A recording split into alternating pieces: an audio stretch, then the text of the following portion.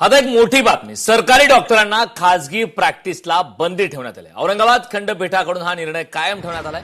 न्यायालयाने डॉक्टरांची याचिका फेटाळली। एनपीए स्वीकारणे अनिवार्य असल्याचं स्पष्ट केलंय। सरकारी सेवेत कार्यरत वैद्यकीय अधिकाऱ्यांना खासगी वैद्यकीय व्यवसाय करण्यास बंदी घालणारा राज्य शासनाचा 2012चा निर्णय मुंबई उच्च न्यायालयाच्या औरंगाबाद खंडपीठाने कायम ठेवलाय। न्यायालयाने डॉक्टरांच्या याचिका फेटाळत व्यवसायरोध भत्ता स्वीकारणे अनिवार्य असल्याचं स्पष्ट केलंय।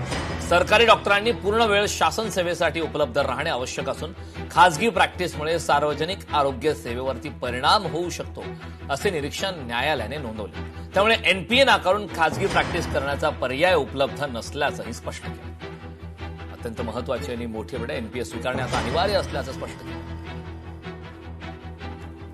या संदर्भात ताजे अपडेट देण्यासाठी आपले प्रतिनिधी संभाजीनगरमधून सचिन बडे आपल्यासोबत जोडले। सचिन, आपण अशा अनेक केसेस आजवर ऐकल्या आहेत, अशा घटना आहेत ज्यामध्ये सरकारी डॉक्टरांचं दुर्लक्ष झालंय, त्यामुळे रुग्णांवरती मोठा परिणाम झाला, काही रुग्ण दगावल्याच्या सुद्धा अनेक घटना महाराष्ट्रात घडलेत।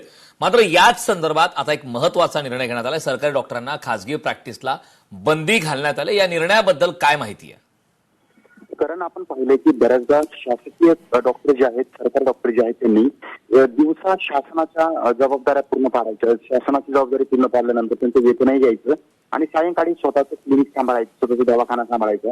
अशा प्रकारे देखील त्यांचे काही कारनामे जे होते उघड झालेले होते। त्यामुळे शासकीय रुग्णालयाकडे, त्यांच्या ठिकाणच्या येणाऱ्या रुग्णांकडे पूर्णपणे दुर्लक्ष व्हायचं आणि त्यामुळे बऱ्याचदा रुग्णांचा जीव गेल्याचं देखील समोर आलेला आहे। यांना हलगर्जीपणा पूर्णपणे म्हटला जातो। मात्र अशामध्ये छत्रपती संभाजीनगर या ठिकाणच्या मुंबई उच्च न्यायालयाच्या औरंगाबाद खंडपीठानं एक महत्वाचा निर्णय दिलेला आहे। कारण सरकारी डॉक्टरांना खासगी प्रॅक्टिसला परवानगीच नाही आता। या ठिकाणी व्यवसायरोध भत्ता अनिवार्य करण्यात आलेला आहे आणि त्यासोबतच सर्वात महत्वाचं म्हणजे खंडपीठानं डॉक्टरांच्या याचिका फेटाळलेल्या आहेत। अनेक वेळा आपण पाहिले की बऱ्याचदा काही डॉक्टरांनी जे आहे तो स्वतःचं क्लिनिक फाटल्याच्या नंतर सर्वाधिक जास्त शासकीय वेतन घेतलेलं, मात्र सर्वाधिक जास्त लक्ष ते स्वतःच्या दवाखान्याकडे दिलेलं होतं। यामुळे याचा पूर्णपणे रुग्णांच्या जीवावर परिणाम झालेला होता आणि स्वतःचा व्यवसाय वाढवण्यासाठी त्यांनी पूर्ण त्या ठिकाणी वेळ दिलेला होता। मात्र अशा वेळेला कुठल्याही प्रकारे शासकीय आणि सरकारी डॉक्टरला आता स्वतःच्या क्लिनिकमध्ये कोणत्या ठिकाणी प्रॅक्टिसला परवानगी देण्यातच आलेली नाही। त्यामुळे शासकीय डॉक्टर असेल त्याला शासनाच्या सेवेतच काम करावं लागेल आणि सरकारी डॉक्टर म्हणूनच राहावं लागेल। जर असं करताना सुद्धा आढळलं तर डॉक्टरांना कारवाई देखील केली जाऊ शकते। नक्कीच सचिन, खूप खूप धन्यवाद या महत्वपूर्ण अशा माहितीसाठी।